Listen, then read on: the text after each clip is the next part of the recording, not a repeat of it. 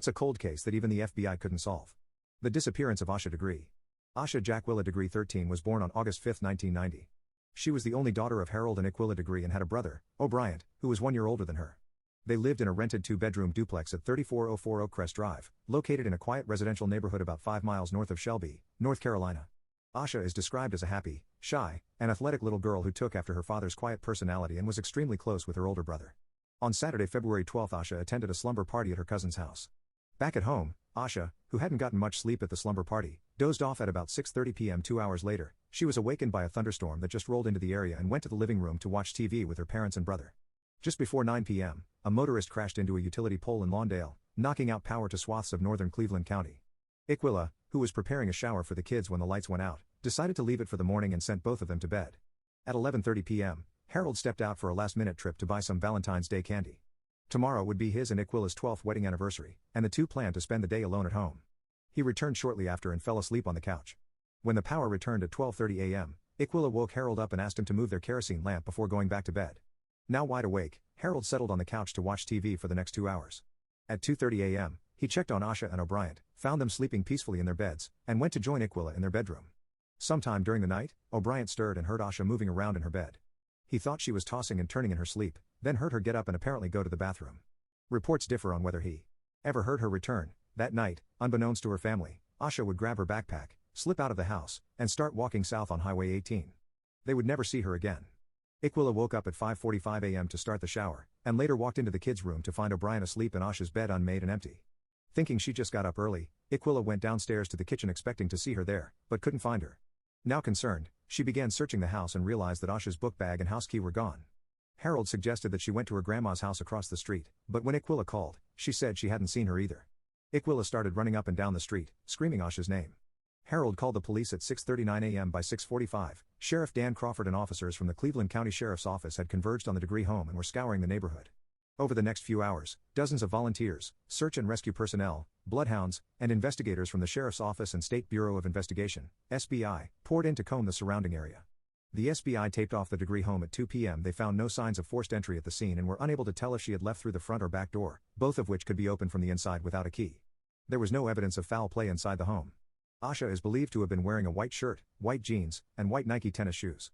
She did not bring a coat or hat with her, but an inventory of her belongings found that she had taken the following items: a black Tweety Bird pocketbook candy she received at her basketball game on Saturday night, her house key, a red vest, blue jeans, a white nylon long-sleeve shirt, a black and white long-sleeve shirt, and black overalls with Tweety Bird on it. That afternoon, Jeff R., a 25-year-old trucker for Sun Drop Bottling Company, was eating lunch when he saw Asha's face on the TV.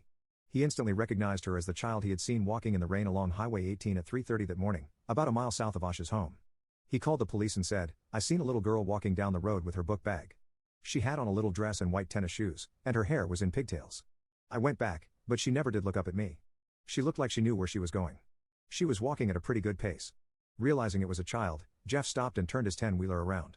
In total, he circled around 3 times before the girl ran into the woods and out of sight. At 4:15 a.m., Roy B., a former deputy at the Cleveland County Sheriff's Office, was trucking northbound on Highway 18 with his son when they saw a small person walking down the road. It was a small figure wearing light-colored clothing. "I thought it was a woman. I couldn't tell it was a child. I thought that maybe it was a domestic violence thing where a woman left the house and was out walking." Roy placed the sighting 1.3 miles south of Asha's home, just before the intersection of Highways 18 and 180. Concerned that she would get run over, they sent a message over the CB radio for other truckers to be on the lookout, but they didn't stop for her. Instead, they made a stop in Falston before driving up to Chicago, where he learned about Asha's disappearance during a phone call with his wife. The next day, the men returned to Shelby and went straight to the command post at Malls Memorial Baptist Church to report the sighting in person.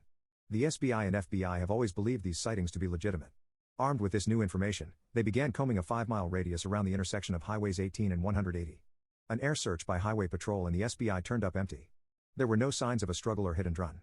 Driver checkpoints set up on February 15th and 21st failed to turn up any leads. Bloodhounds began to scour the area within 1.5 hours of Harold's 911 call but never caught her scent, likely due to the inclement weather. That night, Iquila and Harold were interviewed by the SBI and quickly ruled out as suspects. Detectives say that the Degrees have always been cooperative with the investigation and have bent over backwards to help find their daughter. They allowed authorities to search their home and insisted on a polygraph, which they passed.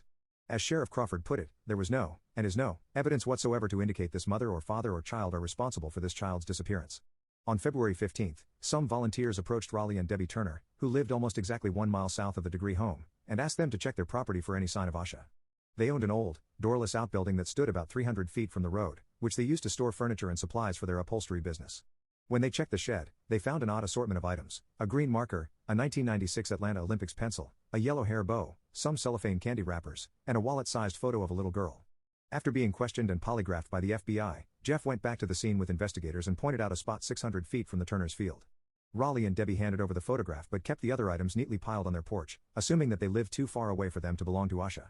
Reverend Mackie Turner, a neighbor who kept his 6 beagles in a dog lot behind the shed, said that his dogs normally barked if anyone approached but that he didn't hear anything that night. Another neighbor reported nothing suspicious, either. Volunteers asked the Turners about some candy wrappers found on the road near their home. At that point, they turned the other items over to the police. No one in Asha's family or at school knew the girl in the photo, but they quickly identified the other items as hers. Her friends stated that the candies came from a treat bag they received at their basketball games. Investigators would find no further evidence after this. On February 20th, after 3 days of unsuccessful searching, they suspended the official search.